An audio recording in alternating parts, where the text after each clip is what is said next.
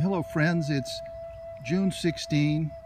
It's been a long dry spell. We've had pretty much a drought for several weeks, but we finally got another rain last night, and I knew one of my fields had been plowed recently, so I thought I'd come out. Had a couple hours this morning, just take a look around. Didn't find a whole lot that's exciting, but thought you might like to see what we have. You're looking at the field right now. You can see it's washed pretty good, but it needs a couple more rains.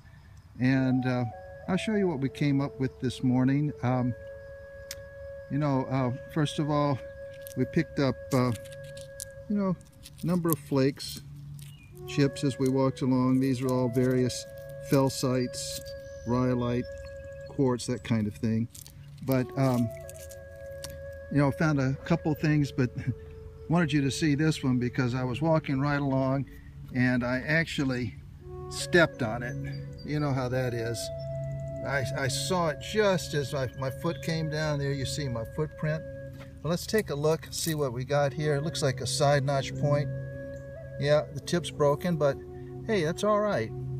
That's okay. We're happy to find whatever we can find today. Yeah, that's a little side notch point made out of felsite. And let me put that down. Over here is a nice looking hammerstone, a granite stone, but you can see how that one end has really been battered. Good, fits in your hand really well. Good pounding hammerstone. So we got that. We'll come over here. Let's take a look at what we picked up today. Of course, we just saw this one. This is the point that was in my footprint. But earlier we found this nice long tip. That would have been a good long point there. That's quartz. And we found this little quartz knife. It's a crystal quartz, really. It's translucent. See that better when it washes up, but little knife scraper type tool. That's good. And then this is interesting.